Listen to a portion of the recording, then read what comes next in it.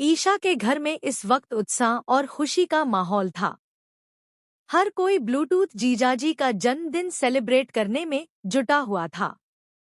घर रंग-बिरंगी लाइटों से सजा था, मिठाइयों की महक हवा में घुली हुई थी और हर चेहरे पर मुस्कान झलक रही थी।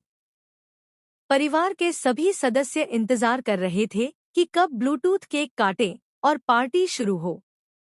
लेकिन इसी खुशी के बीच अचानक कुछ ऐसा हुआ जिसने पूरे घर का माहौल ही बदल डाला। जैसे ही ब्लूटूथ ने केक काटने के लिए चाकू उठाया, अचानक से पूरे घर की लाइट गुल हो गई। चारों तरफ अंधेरा छा गया। बच्चों की खिलखिलाहट की जगह अब सन्नाटा पसर गया। मेहमान आपस में फुसफुसाने लगे, ये क्या हुआ?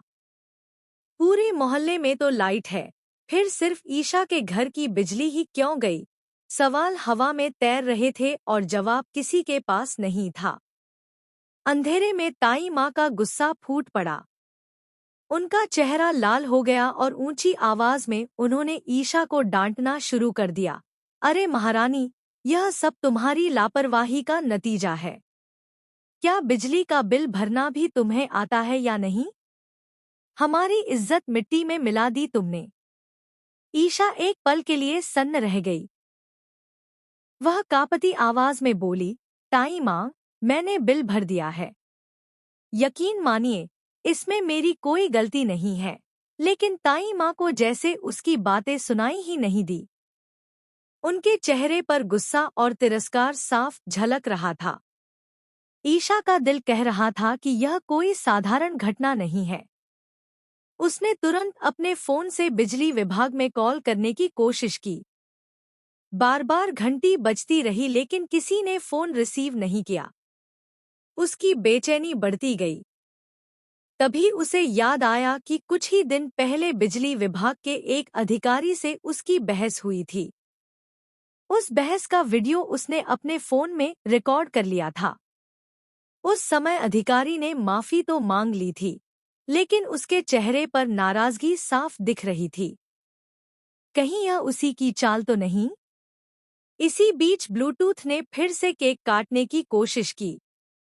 अंधेरे में पैर फिसला और पूरा केक जमीन पर गिर पड़ा। बच्चे रोने लगे। मेहमानों में हलचल मच गई और ताई माँ को एक और मौका मिल गया ईशा को नीचा दिखाने का। वह चिल्लाईं, देखा, पहले बिजली का तमाशा और अब केक भी बर्बाद कर दिया। सब कुछ तुम्हारी वजह से हुआ है।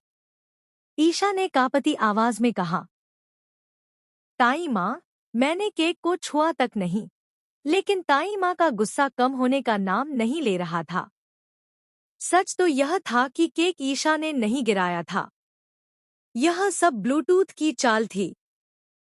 जीजाजी पहले से ही मौके की तलाश में थे ताकि ईशा की छवि सबके सामने खराब कर सकें।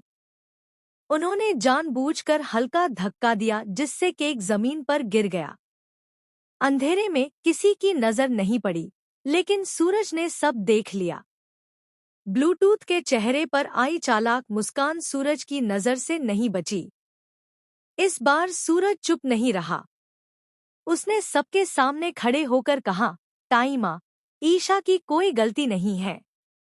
मैंने अपनी आंखों से देखा है, यह सब जानबूझकर किया गया है। ताई माँ चौंक गई। क्या कहना चाहते हो तुम, सूरज? सूरज ने उनकी आंखों में देखते हुए दृढ़ आवाज में कहा, मैं सही समय पर सही सच्चाई सबके सामने लाऊंगा।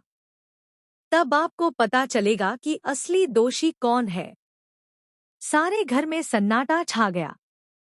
मेहमान भी हैरानी से सूरज को देखने लगे। ईशा की आंखों में आंसू थे, लेकिन उन आंसुओं में राहत भी थी। पहली बार उसे महसूस हुआ कि कोई उसके साथ खड़ा है। सूरज का यह कदम उसके लिए ढाल बन गया। लेकिन यह तो बस शुरुआत थी। सूरज को पहले से ही शक था कि ब्लूटूथ सिर्फ घर में